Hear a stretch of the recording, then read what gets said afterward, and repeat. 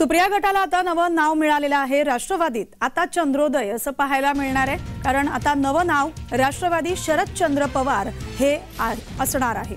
या नावानं आता महाराष्ट्रात राजकारण पाहायला मिळणार आहे। शरद पवार यांना चिन्ह मिळायला अद्यापही उशीर होणार आहे।